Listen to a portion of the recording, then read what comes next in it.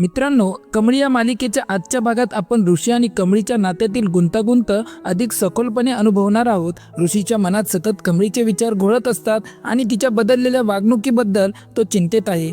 ऋषी हा त्याचा मित्र साहेबाजवळ एका निवांत कोपऱ्यात बसला होता. त्याचे डोळे कधी छताकडे तर कधी रिकाम्या भिंतीकडे एकटक पाहत होते. त्याच्या चेहऱ्यावर एक अनामिक अस्वस्थता स्पष्ट दिसत होती. तो नकळतपणे आपले ओठ चावत होता, जणू काही त्याच्या मनात विचारांचे काहूर माजले होते. साहेबा, तो अगदी हळू आवाजात म्हणाला, जणू काही तो स्वतःशीच बोलत होता.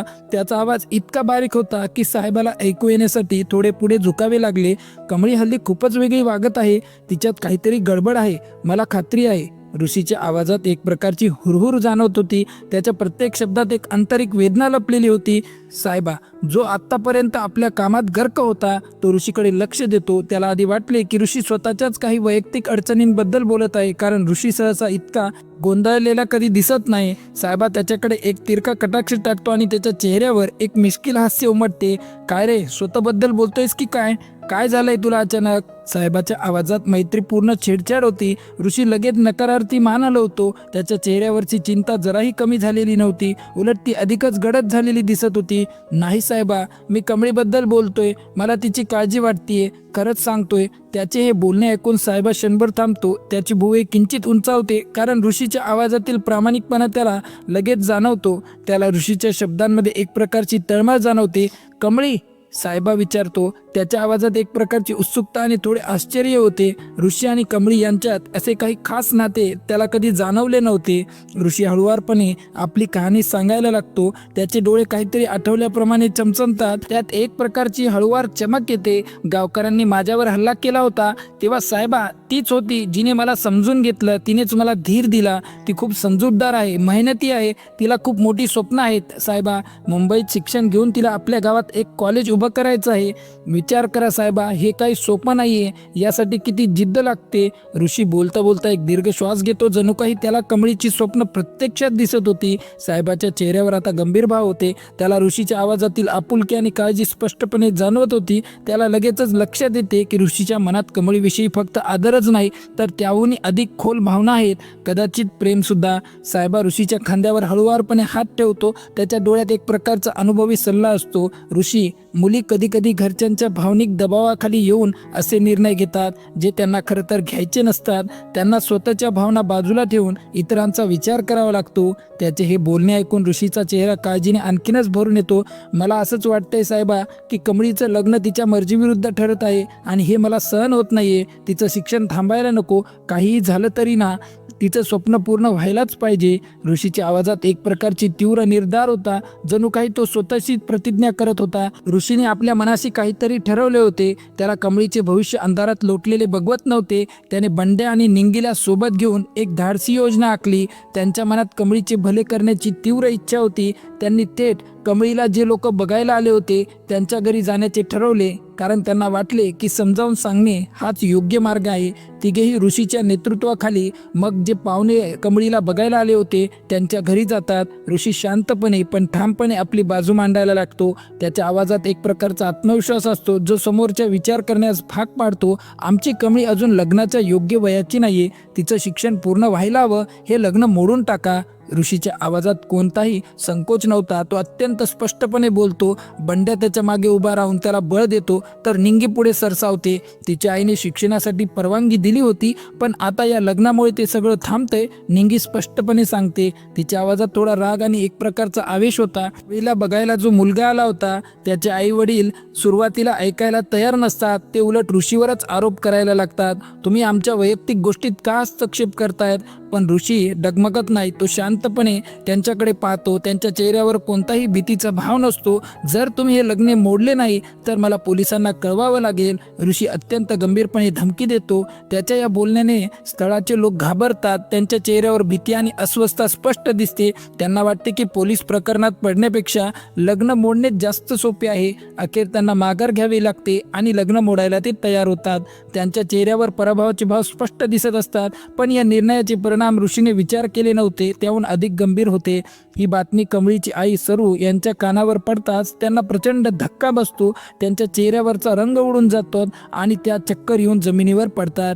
कमळी धावत त्यांच्याजवळ जाते. तिचा चेहरा भीतीने काळवंडलेला असतो. तिचे हृदय वेगाने धडधडत असते. निंगी तिच्या जवळ येते आणि तिला सर्व हकीकत सांगते की ऋषीने लग्न मोडले. हे ऐकताच कमळीच्या डोळ्यात संताप दिसतो. तिच्या चेहऱ्यावरचा प्रेमळ भाव एका क्षणात गायब होतो आणि तिची जागा क्रोधाने घेतली आहे. तिचे ओठ थरथरू लागतात आणि तिच्या डोळ्यातून अंगारे पडू लागतात. तिला विश्वासच बसत नाही की ऋषी असे काही करू शकतो. कमळी तडक आपली सायकल घेते आणि वेगाने ऋषीच्या घराकडे निघते. तिचा चेहरा लालबुंद झालेला असतो. तिच्या डोळ्यातून जणू काही आग निघत आहे.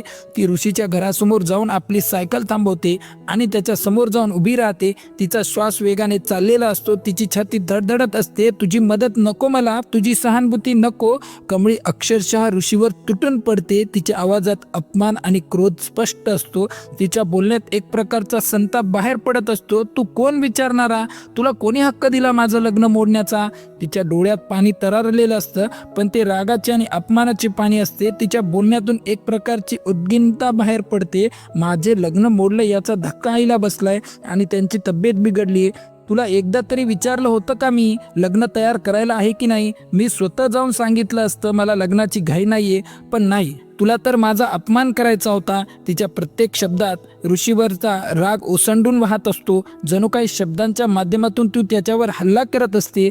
ऋषी तिच्या बोलण्याने स्तब्ध होतो. त्याच्या चेहऱ्यावर धक्का आणि अपराधीपणाचे भाव उमटतात. तो काहीच बोलू शकत नाही, फक्त कमळीकडे पाहत राहतो. त्याच्या मनात विचारांचे कहर उठलेले असते. त्याला कळत नाही की त्याने जे केले ते योग्य की अयोग्य. हे सगळे भांडण अनिका दूर पाहत असते. तिच्या चेहऱ्यावर समाधान स्पष्ट दिसत असते. तिच्या ओठांवर एक तिरकस हसू उमटते. तिला वाटते की आता ऋषी आणि कमळीचं काहीही होणार नाही. तिने मनातल्या मनात सुटकेचा निश्वास सोडला, कारण तिला ऋषी कमळीच्या जवळ आलेला आवडत नाही. पण ऋषी विचारात पडतो. मी फक्त तिची मदत केली, पण खरंच चुकीचं झालं का? तिची मदत करताना मी तिच्या भावनांचा विचार केला नाही का? तो गोंधळलेला असतो. त्याच्या मनात असंख्य प्रश्न उठतात. त्याला स्वतःच्या निर्णयाबद्दल शंका येऊ लागते.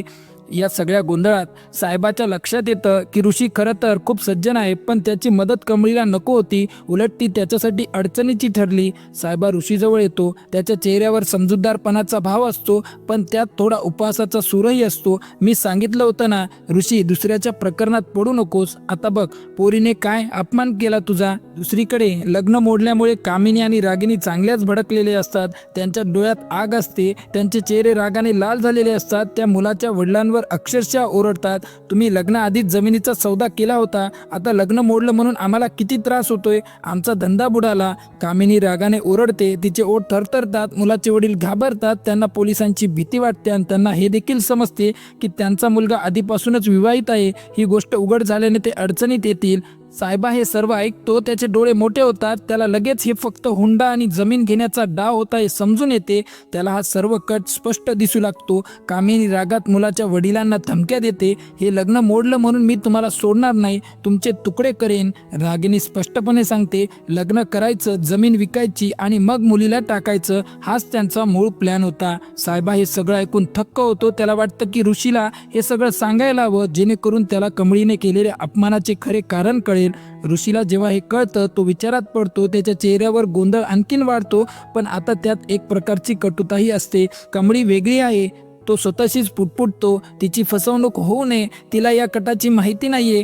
पण त्याला लगेच आठवतं कमळीने त्याला सांगितलं होतं की तिने त्याच्यावर विश्वास ठेवू नये, त्याला तिची मदत नको. तू कोण मला मदत करणारा? हिचे शब्द ऋषीला आठवतात. त्यामुळे ऋषी गोंधळतो. मग आता ऋषी कमळीला जाऊन हे सगळं काही सांगणार का? या कट तो उधळणार का? हे पाहणे आता फार इंटरेस्टिंग होणार आहे. आजचा व्हिडिओ तुम्हाला आवडला असेल तर व्हिडिओला एक लाईक नक्की करा आणि असेच अपडेट बघण्यासाठी आमच्या चॅनलला सबस्क्राईब करून ठेवा.